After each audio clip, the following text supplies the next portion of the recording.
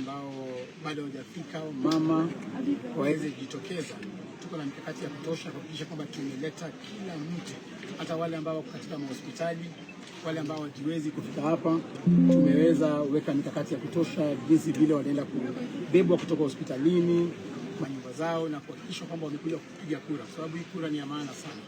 Kukumbusha tu wa Kenya kwamba UDA Party ilizaliwa mwaka wa mbunge wa kwanza kuchaguliwa kule Kiambaa alichaguliwa mwaka wa 2021 tarehe 17 mwezi wa 7.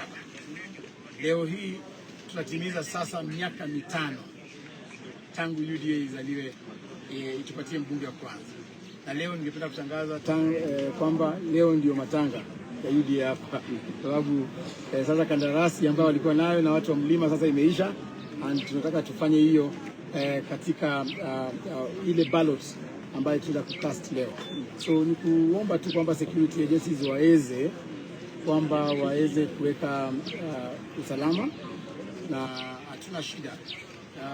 Ile hali tumeona tu kwamba magari mingi zinatembea bila number plates. Tumeambia watu wetu waweze tazama hizo magari vizuri, na tutaruhusu askari yoyote atembee kama hana badge.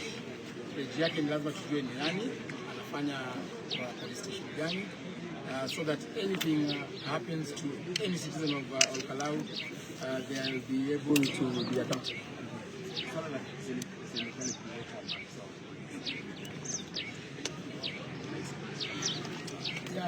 Serikali tu walikuwa na wasiwasi mwingi kwamba kutakuwa na fujo, lakini tumeona kwamba hakuna fujo yoyote.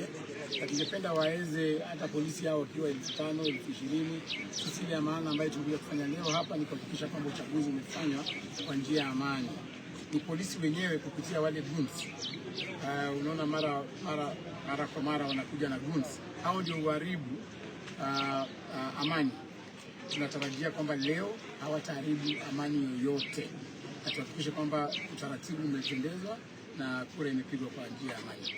Vile mitambo ya KIMSCO umeweza kupata malalamisho kutoka kwa technical kidogo tu. Tungependa tu kuomba wafuasi wetu wawe na subra. Kama kutakuwa na changamoto katika KIMSKIT waweze ngoja.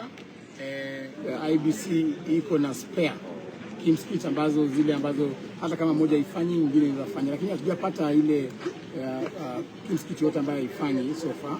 Tumetembea katika polling stations karibu 8 na zote zimeanza kwa usawa, ni kuhimiza tu wananchi wajitokeze.